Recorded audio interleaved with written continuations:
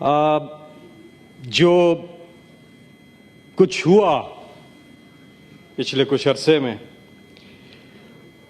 और जिस तरह से ख़वातीन, मज़लूम लोग, बेगुनाह लोग, सबसे पहले तो मैं अब हमारे शहरी पाकिस्तान के और वो तमाम ख़वातीन, वो तमाम बुज़ुर्ग, वो तमाम बच्चे, उन सब के लिए मैं यहाँ पर आवाज़ उठाना चाहता हूँ कि जितने बेगुनाह लोग हैं, जितने मज़लूम लोग हैं जो इस वक्त अपनों से दूर हैं, जो जेलों में हैं, उनको फिल फॉर इंसाफ दिया जाए। पहली मेरी डिमांड ये है कि उनको फिल फॉर इंसाफ दिया जाए कि वो अपनों के पास जा सकें और जितने बेगुनाह लोग हैं, जो कसूरवार हैं, उन पे कानून के मुताबिक इंसाफ होना चाहिए उनके साथ। लेकिन जो बेगुनाह लोग हैं, जो मजलूम लोग हैं, उनको फिल फॉर रिहा किया जाए, ये पहली डिमांड है।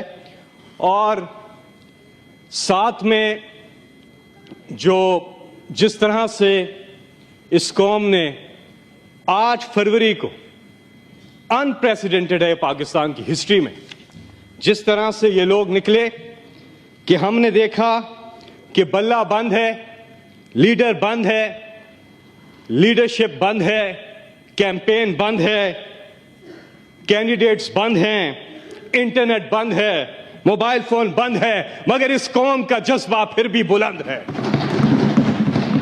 इस कौम ने जिस तरह से पाकिस्तान बनाने की तहरीक में कायदे आज़म मोहम्मद अली जिन्ना के साथ जो जज्बा दिखाया था, आज वो पाकिस्तान बचाने की तहरीक में वो जज्बा इमरान खान के साथ इस कौम ने दिखाया है 8 फरवरी को। Thank you ji. सर, मैं आप पब्लिक इंपॉर्टेंस पे कोई बात कर रहे हैं, वही कर रहा हूं।